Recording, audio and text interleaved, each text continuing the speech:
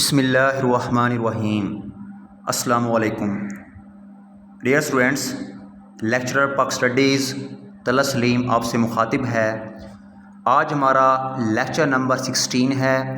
ہم chapter number 2 یعنی باب دوم پڑھ رہے ہیں، جس کا نام ہے اسلامی جمہوریہ پاکستان کی ابتدائی مشکلات۔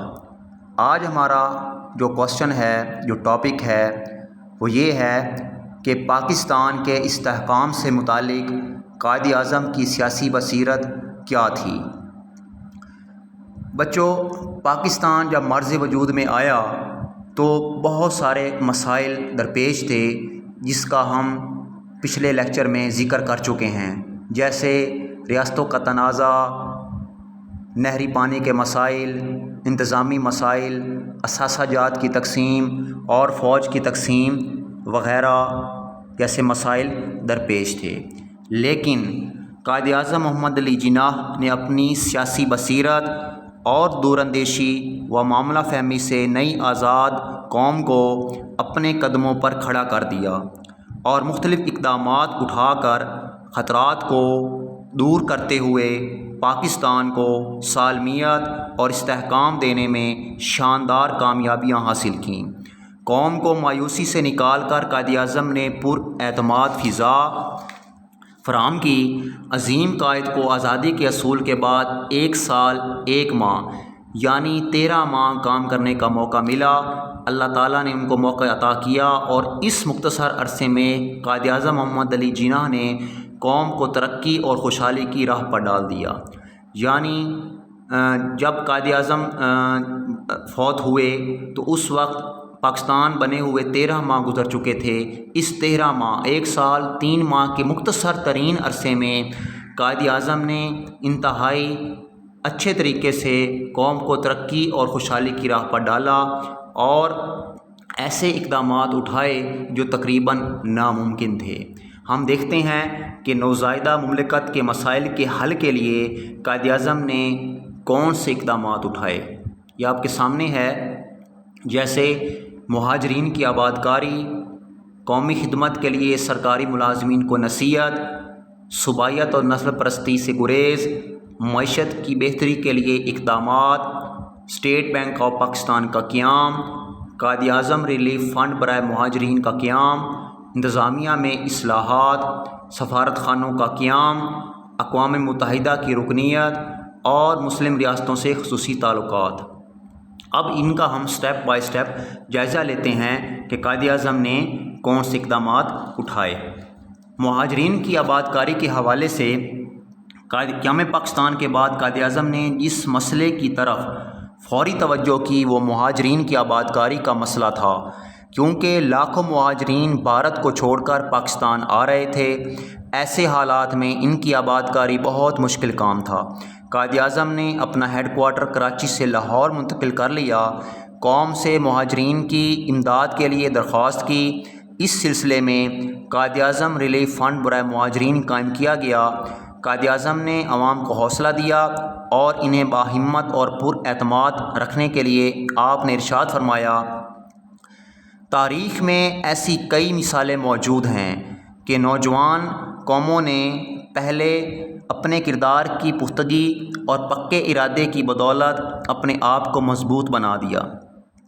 ہماری تاریخ بہادری اور عظمت کی داستانوں سے بھرپور ہے، بھری ہوئی ہے۔ ہمیں اپنے آپ میں مجاہدوں کی سی روح پیدا کرنی چاہیے۔ اس طرح بھارت نے سمجھ بوجھ کر لاکھوں افراد کو پاکستان کی طرف دھکیلا تھا، لیکن قوم نے قائد اعظم کی نصیحت پر عمل کرتے ہوئے مردانہ وار مقابلہ کیا۔ رفتہ رفتہ مہاجرین کو بسایا گیا، حکومت نے روزگار کے ذرائع بھی مہیا کیے، سکھوں اور ہندوؤں کی متروکہ املاک یعنی جائیدادیں مہاجرین کو الاٹ کی گئیں۔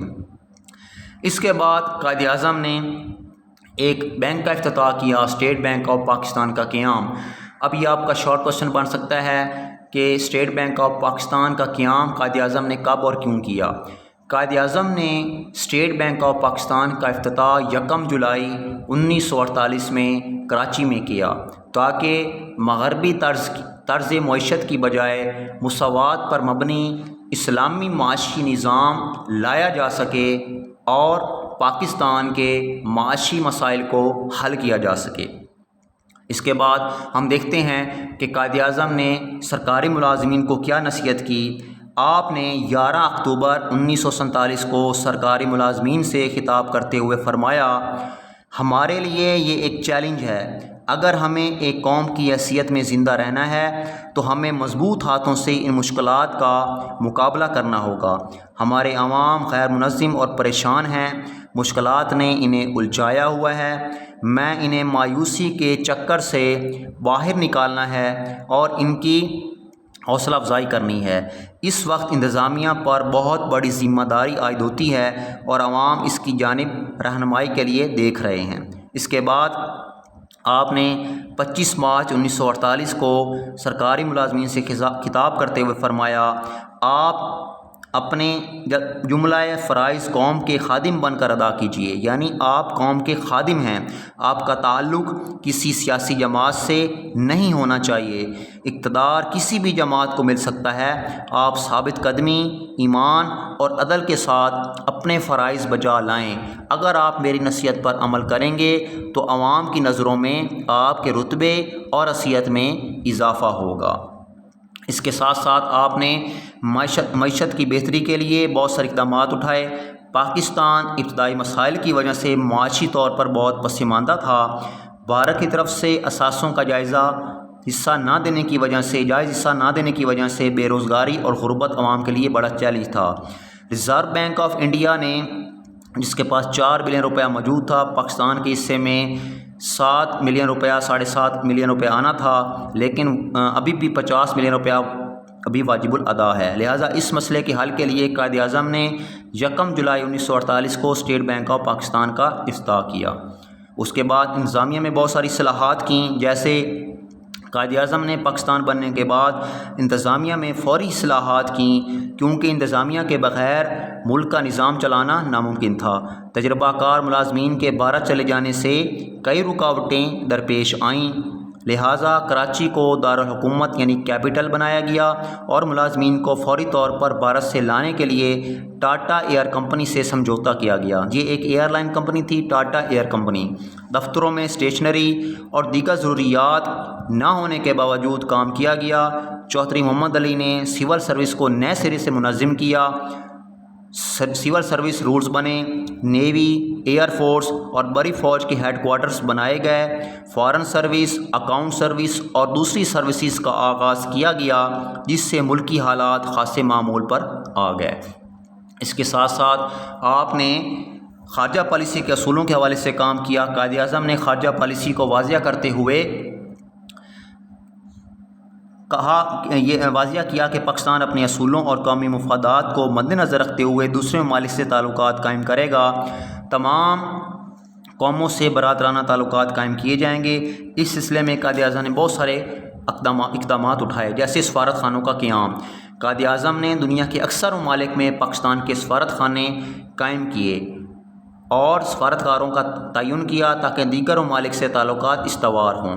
آپ نے سفارتکاروں کو ہدایات دیں کہ سیاسی، سفارتی، فوجی، تجارتی اور معاشی شعبوں میں قومی مقاصد کے اصول کے لیے ہر وقت کوشاں رہیں۔ اس سلسلے میں آپ نے UN کی ممبرشپ جو ہے وہ بھی حاصل کی، اور یہ ایک بہت بڑی کامیابی تھی۔ UN کیا ہے؟ یونائٹڈ نیشن آرگنائزیشن، اقوام متحدہ۔ اقوام متحدہ ایک ایسا ادارہ ہے جو کہ دوسری جنگ عظیم کے بعد بنایا گیا۔ کب بنایا گیا؟ اکتوبر 1945۔ مقصد کیا تھا؟ دنیا کے ممالک کو تیسری جنگ عظیم سے بچانا، ممالک کے درمیان امن اور سلامتی پیدا کرنا، پسماندہ ممالک کی امداد کرنا۔ تو یہ ہیڈ کوارٹر اس کا ہے واشنگٹن امریکہ کیپٹل ہے، واشنگٹن DC، تو یہی ہیڈ کوارٹر ہے UN کا۔ اس وقت اقوام متحدہ کے ممبر ممالک کی تعداد 193 ہے، 193 ہے، جس میں پاکستان بھی موجود ہے۔ تو پاکستان کا اقوام متحدہ کا ممبر بننا یہ ایک بہت بڑی کامیابی تھی۔ اس کے ساتھ ساتھ بھارت کے ساتھ خارجہ پالیسی کے حوالے سے انگریزوں اور ہندوؤں کی شدید مخالفت کے باوجود جب قیام پاکستان ہو گیا تو انہیں یہ بات برداشت نہ ہوئی اور پاکستان کے وجود کے لیے خطرات کو ہوا دی۔ مہاجرین کا مسئلہ، پانی کا مسئلہ، اثاثوں کی تقسیم جیسے مسائل کے ساتھ ساتھ مسئلہ کشمیر بھی کھڑا تھا تاکہ پاکستان معاشی طور پر تباہ ہونے کے بعد اکھنڈ بھارت میں شامل ہونے پر مجبور ہو جائے۔ لیکن قائد اعظم کی قیادت کے باعث پاکستان نے ان مسائل کا ہمت سے مقابلہ کیا اور بھارت کی پاکستان کو نقصان پہنچانے کی عزائم کو بری طرح ناکام کیا۔ اس سلسلے میں ایک اور قدم یہ اٹھایا گیا کہ نسل پرستی اور صوبائیت کو ختم کیا گیا۔ اب نسل پرستی اور صوبائیت کیا ہے؟ کسی قوم یا گروہ کا ملکی مفادات کو نظر انداز کر کے ذاتی اور سیاسی مقاصد کے حصول کے لیے اپنی قوم، گروہ، نسل اور صوبے کو اہمیت دینا اور دوسرے صوبوں اور علاقوں سے نفرت کرنا، دشمنی رکھنا اور تعصب رکھنا صوبائیت یا نسل پرستی کہلاتا ہے۔ تو اس حوالے سے بہت سارے اقدامات اٹھائے گئے۔ قائد اعظم نے عوام کو صوبائیت پرستی، نسل پرستی، ذات پات اور دیگر تعصبات سے گریز کرنے کی نصیحت کی کیونکہ یہ عوامل قومی یکجہتی کے لیے شدید خطرہ ہوتے ہیں۔ آپ نے عوام کو علاقائی لسانی بنیادوں پر سوچنے کی بجائے قومی سوچ اپنانے پر زور دیا۔ ریاستوں اور قبائلی علاقوں کی اہمیت کے پیش نظر وزیر برائے اسٹیٹس و قبائلی امور بنایا۔ مختلف صوبوں کا دورہ کر کے عوام میں اخوت و بھائی چارہ پیدا کرنے کی کوشش کی۔ پاکستان دشمنوں نے عوام میں علاقائی، لسانی اور صوبائی تعصبات کو ہوا دینے کی کوشش کی تاکہ پاکستان اپنا وجود قائم نہ رکھ سکے، لیکن قائد اعظم کی ولولہ انگیز قیادت میں ایسا کچھ ممکن نہ ہو سکا۔ قائد اعظم نے طلباء کو نصیحت کرتے ہوئے فرمایا، 27 نومبر 1947 کو آل پاکستان ایجوکیشن کانفرنس میں آپ نے فرمایا، اگر ہم فوری اور نتیجہ خیز ترقی چاہتے ہیں تو ہمیں تعلیمی شعبے پر پوری توجہ مرکوز کرنی ہوگی۔ اس طرح قائد اعظم نے طلباء کو ہمیشہ قیمتی سرمایہ قرار دیا اور ہمیشہ طلباء کا حوصلہ بڑھانے والے الفاظ ادا کیے۔ آپ نے طلباء کو سیاست سے دور رہنے کی نصیحت کی اور کہا کہ اپنی تمام تر صلاحیتیں حصول علم کے لیے صرف کر دیں۔ آپ نے طلباء پر گہرے اعتماد کا اظہار کرتے ہوئے فرمایا، پاکستان کو اپنے طلباء پر فخر ہے جو ہمیشہ اگلی صفوں میں رہے اور قوم کی توقعات پر پورا اترے۔ طلباء ہمارا مستقبل ہیں، وہ مستقبل کے معمار ہیں، ان سے قوم نصب و ضبط چاہتی ہے تاکہ وقت کے چیلنجوں کا مقابلہ کیا جا سکے۔ تو اس طرح قائد اعظم نے اپنی سیاسی بصیرت اور اپنی عملی اقدامات کے ذریعے تقریباً 1 سال 3 ماہ 13 ماہ کے مختصر ترین عرصے میں پاکستان کو اپنے پاؤں پر کھڑا کر دیا، جس کے بارے میں کہا جا رہا تھا کہ یہ تو ایک ناکام ریاست ہے اور جلد ہی یہ مسائل سے گھبرا کر اور مسائل کا حل تلاش نہ کرتے ہوئے مسائل سے دوچار ہو کر جلد ہی بھارت کا حصہ بن جائے گی۔ تو اب کم از کم 73 سال ہو چکے ہیں پاکستان کو بنے ہوئے اور اب تک یہ ریاست موجود ہے، ترقی کی طرف گامزن ہے اور انشاءاللہ تا قیامت قائم رہے گی۔ تو اسٹوڈنٹس، یہ ہمارا آج کا لیکچر تھا۔ امید ہے آپ کو یہ باتیں سمجھ آ گئی ہوں گی۔